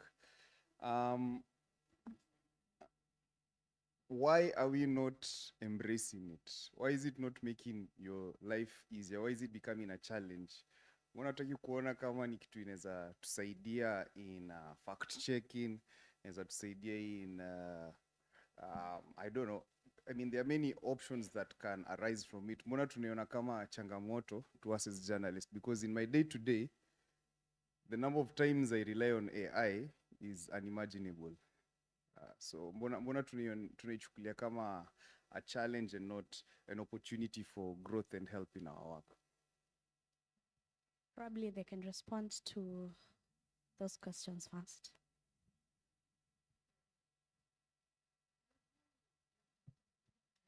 Thank you. You've heard the questions. I'll go to you, Hilda, first, because there is one that was directly sent to you. Okay, question 1 ilikuwa kwamba unakwenda kwenye field alafu mwananchi anakuuliza utanipa kitu kidogo. I think when you get to the field and you try to make the person you are interviewing understand the importance of the story you are doing, ule umuhimu wa ile story ambayo unaifanya wewe, unamuelewesha kabisa. Nafikiri ndio anaweza kukuitisha chai, lakini akielewa ule umuhimu. Kwa mfano kama mimi last year nilifanya story ya wakazi wanapitia changamoto za wazazi, hiyo wanapitia changamoto za kulipa karo kupitia e-citizen. Sasa hawa ni wazazi ambao kwa kweli wanapitia changamoto kama hizi. Sasa unapojiweka katika kile kiatu yao, yale mambo ambayo wanapitia, inakuwa gumu kwa wao kukuitisha sukari. Na kuna wale ambao ni vichwa ngumu watakuitisha sukari. Unawaambia kwamba hata kama nafanya hii story, sijalipwa kwamba nifanye hii story. Hata kama umelipwa, lakini usimwambie kwamba nimelipwa nifanye kwa sababu wanasema it is very unprofessional to pay the source. Kwa hivyo unamuelewesha kwamba sijalipwa nifanye hii story, tafadhali nipatie kulingana na wewe una maoni gani kuhusiana na hii story. Na labda mtu mwingine akisikia huwezi ukajua the impact ambayo hii story ita create kwako wewe na kwa community at large. Alafu kuna yule ameuliza swala la wale ambao wana upungufu labda wa kuona na wa kusikia. Wakati mwingine tukifanya mimi nikifanya program ninakwenda live kwenye mitandao yangu ama ya station ya Facebook na ya TikTok na ya YouTube. Lakini lazima pia tufanye, mimi hiyo ndio passion yangu kwa mfano, na nipo shule nasoma mambo ya sign language. kwa sababu ni kitu ambacho ninapenda kwamba mtu anaponisikia, yule ambaye ana upungufu labda wa kuona ama kusikia anaweza pia kanitazama pale katika mitandao. Kwa hivyo bado nipo shule nasomea mambo ya sign language. Alafu why should we not encourage AI? Hatujasema kwamba AI ni mbaya. Tungekuwa labda na uzuri wa kusema kuhusu AI tungelala hapa. Lakini maybe tumeileta kwa sababu kukua changamoto si sana, lakini ni changamoto kwa sababu wale citizen journalist wamechukulia AI kama kitu kingine. Unaamka asubuhi unapata president amechorwa visivyo. Hiyo ni kwa sababu ya AI. Kwa hivyo AI ni nzuri, lakini kwa watangazaji tusiegemee tu AI kwamba itupatie story, kwa sababu lazima uende kwa community, lazima uongee na yule mama mboga, lazima uongee na yule baba, kitu ambacho labda AI kukupatia itakuwa ni vigumu kidogo. Kwa hivyo AI ni nzuri na tusaidia, lakini tusiegemee AI. Maana kwenye AI lazima pia na sisi tuicommand itupatie kile kitu ambacho tunataka. Labda niwapatie wenzangu nafasi waongee. Great. And on the AI issue, I saw Dr. It's okay, you can give to Isaac. I saw Dr. Bright in our program, so I'm sure we are going to get into these later on in the week. Isaac, you are in Marsabit.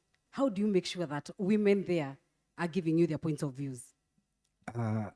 Ametaja ndugu pale kuhusiana hilo kwamba muda mwingine unapata wanawake wanaaibika. Nikiwa mgeni Marsabit, nilikwenda kuchukua tu maoni ya wananchi. Na nikapatana na mama mmoja akakubali kunipa maoni. Lakini nilipomtolea rekoda ili tu record, akaniambia ndugu yangu, hii sauti ikisikika kwenye redio, mimi na wewe tutachapwa na bwanangu. Na sasa mimi pia sikutaka kuchapwa. Hivyo haikuendelea. Vizuri ilikuwa ni maoni ya wananchi. Lakini kwenye makala muda mwingine utapata kwamba huyu mama ana changamoto. Na ndio ama muda mwingine yeye anaaibika vile. Ni vizuri kuweza kuhakikisha kwamba hizi recording fanya ukiwa na watu ambao wanawaamini, alafu kisha badilisha sauti yake. Jumanake tatizo ambalo wako nalo ni kwamba akisikika, je, itakuwaje? Kipindi ambapo sauti yake itakwenda hewani vizuri tu kabisa, anamsikia huyo ni yule wa Ihenya ambaye namjua. Muda mwingine kuliko kutatua lile tatizo, unakwenda unamuongezea majanga zaidi. Hivyo ibadili sauti yake. Na hivyo Marsabit wanawake wako tu vivyo hivyo. Pale unapata kwamba hawana sauti, hawafai kuzungumza, na hivyo mtafute mahala ambapo ana watu ambao anaweza akawaamini, azungumze, alafu mhakikishie kwamba yeye yupo salama. Sauti ile ukiipata, wewe fanya ukarabati wako. Nadhani tuliwasikia wale mashahidi wa ICC walikuwa wanashuhudia, lakini hungejua muda mwingine ni nani, na inakusaidia vile ili wawe safe kwamba hata akitoa sauti yake pia itasikika, itabadilisha mambo bila yeye kumweka hatarini. Great. Thank you very much. Remarks from the questions. Okay, la kuongezea ni kwamba swali likaulizwa kuhusiana na pesa. Kwa mfano, habari yangu niliyoifanya, nilienda karibu Uganda, mpakani mwa West Pokot na Uganda, update hiyo habari. So napata kwamba wale wanawake walikuwa ni walemavu. Si ya kwamba niliwahonga, lakini unaona tu hali jinsi ilivyo, ni ukame, imekauka. Inabidi ni mlemavu ndio hata atembei, hana mikono, hana miguu. So inabidi si muhongi, lakini shukrani tu, kitu kama sukari nini. Lakini so kabla ya hiyo nilikuwa nishawaongelesha, hawakuogopa. Unajua kule Pokot wanawake kule mashinani kwa at the grassroot level unapata kwamba si rahisi waongee, lazima waombe ruhusa kutoka kwa waume zao ndiposa wazungumze. Sasa ilibidi tuzungumze na wale wazee, tukaelewana, wakakubali, kwa sababu nilisema ni kitu ambacho kitawasaidia. So serikali ikisikia, NGOs wakisikia, mtasaidika zaidi. Na wakakubali, wakakumbatia sana. Walikubali vizuri, wakakumbatia. Tena walikuwa nauliza tufanye kila wakati. Wakakubali. Si ya kwamba niliwahonga. Alafu masuala na AI. Ni nzuri ndio, AI ni nzuri. AI itatusaidia pia kwa upande moja ama mwingine kufanya research. Lakini cha msingi ni kwamba lazima ufikie wale wahusika ambao unataka kufanya makala yako. AI haitakupea wahusika. Research ni mzuri kwa mwanahabari ambaye anataka kusonga mbele. Na kama hutaki kusonga mbele, fanya tu chako. Lakini kama unataka kukua kimataifa mbali, lazima ufanye research, na research unasoma vitabu, magazeti, unaingia TikTok kidogo uone wanasema nini, na wewe mwenyewe kama mwanahabari uamuzi sasa uko kwako, na wale ambao sources ambao ni wahusika kabisa watakusaidia ili kufikia malengo lengwa kama mwanahabari. Asante. Great. Patia Hilda hii microphone. And we are getting to the last part of this. So I'm going to combine two things. I want you to give your remarks and talk to the nominees seated here. And before that, answer one question. Who did you call first when you won? Who did you call first when you won last year? Atukujudge. Did I call anyone? Okay, ngoja nizungumzie nilichokuwa nataka kuongea. Pia ukitaka kupata story kwa community rahisi, tusiende kwa community na Slay Queen mwingi ama ule masomo kubwa. Mahali ambapo mimi nafanya kazi, labda hata haya makucha nimeweka kwa sababu nakuja Mombasa. Sasa ukienda kwa community na kizungu mingi, Slay Queen mingi, masomo hati ama journalist, uwezi kupewa story. Na hauendi kwa community leo ukaitisha story ukapewa. Sasa lazima ukuwe ni mtu ambaye una interact na hawa wakaazi wa community. Maana labda wewe unatoka job, unaabiri pikipiki, unakwenda zako, alafu kesho unakuja yule mama uliyempita jana, unataka kupatie story, atakuitisha pesa. Sasa tukijiweka katika hicho kiatu cha yule mama wa community, sisemi mkae vibaya, lakini jiweke katika hicho kiatu, zungumza nao, wasalimie, pita nao, cheka nao. Next ukienda kuitisha story watakupatia kiurahisi. Ndio hiyo nilikuwa nataka kusema. Mtu sidhani nilimpigia mtu kwa kweli, msidanganye. Sikumpigia mtu, lakini mimi ni ule mtu napenda mtandao, kwa hivyo nilishare tu kwa status, sikumpigia. And I'm sure many people liked and commented. Yes. Great. Na kwa wale nominees, whichever the number you get, you did your best. Na hata kwa wale ambao labda mwaka huu hujapata, usikate tamaa. Miaka nyingi tu hata na sisi hatujapata. Na hata hii mwaka tusipopata hatutakata tamaa, because you did your best to produce that story in your community.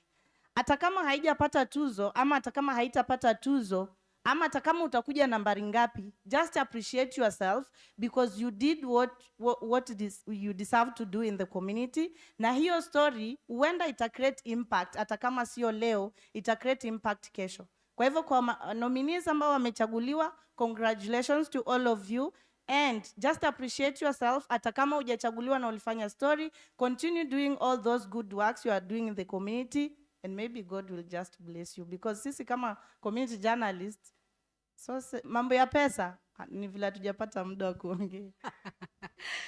Tunaweza ongea next time, tupatie whole afternoon kuongea mambo ya pesa. Isaac, our organizers are here. What kind of support would AGJK give us as community journalists? Mwanzo hii ya hapa ya kutuleta pamoja ni nzuri sana, napongeza, na naweza nikaomba nyingi kama hizo. Na pia muda mwingi ni vyema pia kutuunganisha na wale na ambao wanaweza wakatusaidia katika njia moja au nyingine, hususan katika zile mafunzo. Unapata katika kufanya story hizi, kuna mtu ameifanya vizuri tu ama ana wazo nzuri, lakini hata kupitch ni tatizo muda mwingine. Hivyo pengine kwa AGJK mafunzo yale namna ya kupitch hizo stories na kuboresha zaidi itakuwaje. Wengine pia anafanya ile pitching, mambo na production yanamkalia, inakuwa ni vizuri sana iwapo pia wanaweza wakaliangazia hilo katika siku za usoni. Lakini kongole, hili lenyewe ni hatua, naamini kwamba tazipiga zingine nyingi. All right. To the nominees for this year's awards, utawaambia nini? Kwamba kufika hapa pia email inasoma kwamba finalist. Hiyo ina maana kwamba wewe ni namba 3, 2 au 1. Hapo kwanza wewe ni mshindi tayari. Jumanake kama make it top 3, wewe ni mshindi. Lakini pia huwa nasema utapata tuzo ndio, lakini pia tuzo zaidi ni kama story uliyoifanya iko na impact pale mashinani. Hilo litakuwa limekusaidia sana. Hivyo haijalishi nafasi ambayo utakayomalizia, lisije likakupa wasiwasi sana. Kumalizia namba 3 ina maana pia wewe ni mshindi. Yaani jivunie hilo. Lakini pia hebu angalia story uliyoifanya. Imeleta mabadiliko? Kama bado haijaleta, iboreshe zaidi. Pengine itakutoa nafasi ya 3, ikuweke ya kwanza. Great. Final remarks, and who did you call first when you won? Nilimpigia mke wangu Jumanake kwa takriban miaka 4 ambayo imepita.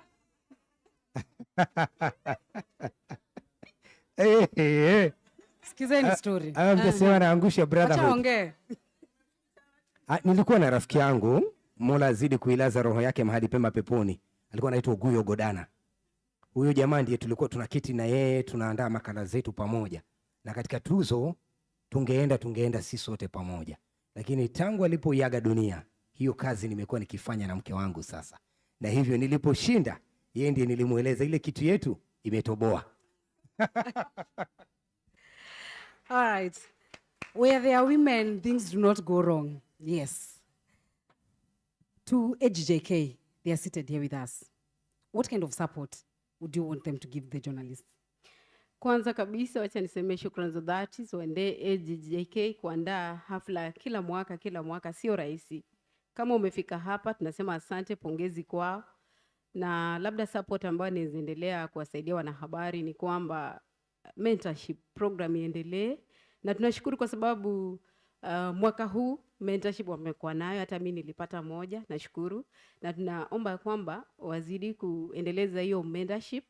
Alafu pia kitu kingine, kuna kitu kinaitwa grants. Pia at least tunaomba tu grants tunaomba grants pia siku moja wa support wala wanahabari ambao labda wanaendelea kuchipuka.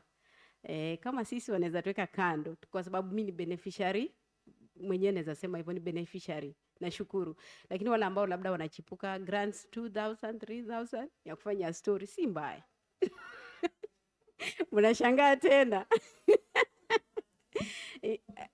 Alafu wacha ongee. Alafu kitu kingine labda pia, na kama hakuna grants, hao wanahabari tuseme wanaweza andika habari, alafu mkikuwa na wale mentorship, watume zile story, muwasaidie pia muendelee kugrow. Si lazima hata pesa, by the way. Hizi stories watu tunafanya bila pesa, lakini we thank God tunafanya nini? Sina succeed. So mnaweza andika story kama unataka kuendelea kugrow, wanazituma kwa ile mail. Isikue tu tukimaliza hapa tunaenda tena mpaka next year December ndio tukutane hapa. At least kukuwe na kitu hapo katikati. Mnaweza andika stories wale ambao wanataka kuendelea kugrow, mnazituma, wanawasaidia, alafu itakuwa vizuri. All right. Umeongea na mmeongea. Yes. At least mmezisema. You know, you've opened the universe. Who knows? Who did you call first? Wewe ulikuwa na a lot of awards and a lot of certificates. Nilikuona nazo. Did you get a chance to call anyone? Yes. Okay. Mimi nilipigia wazazi wangu kitu cha kwanza kwa sababu wamenisupport. Hata hiyo story hao ndio walinisupport kunifadhili na pesa, kwa sababu nilipofika kule nikawaambia itabidi mnifanyie hii na hii.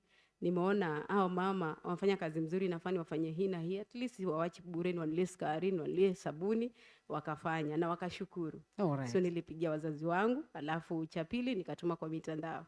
Great. Asanteni sana. Unless anyone has a final remark. Siku nilikufungia nje. A round of applause to our winners. And this is what I will say.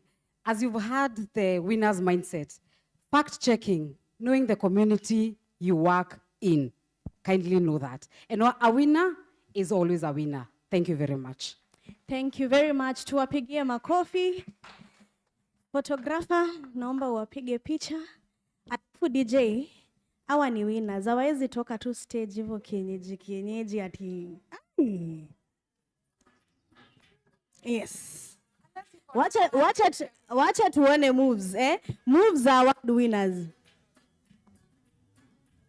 Wainaina? Zile moves. I had.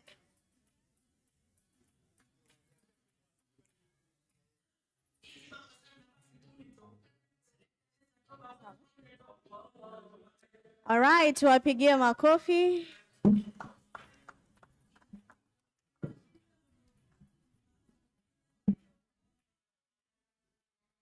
I am sure the panel discussion has reaffirmed the work that we do, the stories that we tell. Your story might not get the award today, but your impact is felt in the communities. So keep telling your stories, keep writing your stories. Asante sana, and we wish all the nominees and all the awardees for this year all the best. So we'll go into the last panel discussion for this morning afternoon session. But first of all is to appreciate, apart from AGJK, we have different partners.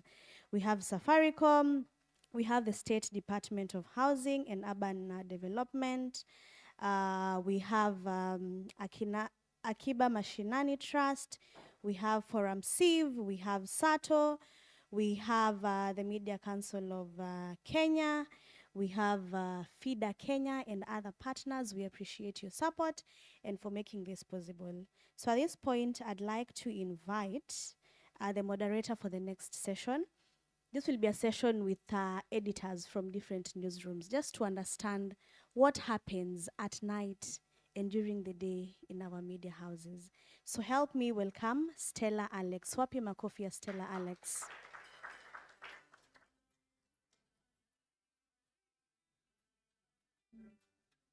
Tumpigie makofi mpaka afike.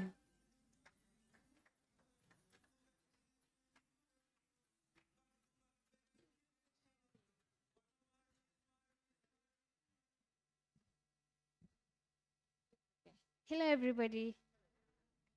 Okay. I'm not used to surprises, but it's okay. I even don't know who the panelists are. Susan. Let me just. Yeah. Aya, let's take a short commercial break, music break, as I consult a minute. Okay.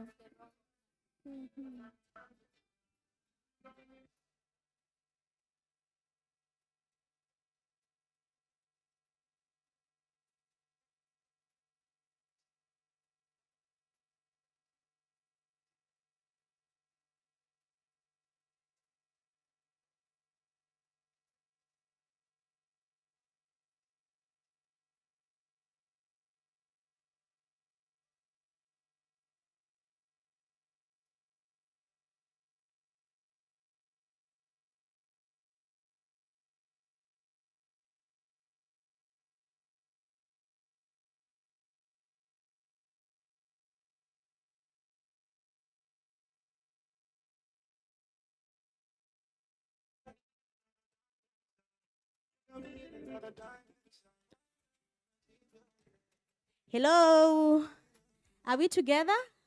Tuko pamoja? Ama tuko Mombasa? Tuko Mombasa? Okay, so we'll be having this session after lunch. So we'll break for lunch for 1 hour, then come back and have this session. So as you walk out, please pass by here, the lady in green. Make sure you have a meal card and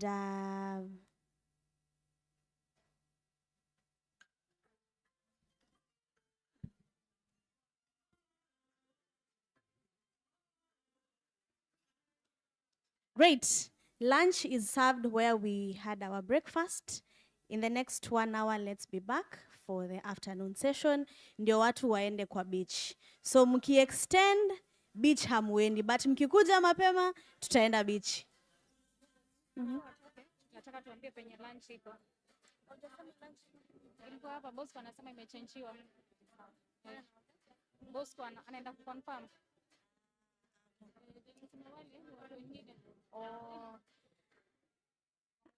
Aya, sawa sawa. Nimeelezwa ngoje tu kidogo dakika moja for some information, then we can proceed.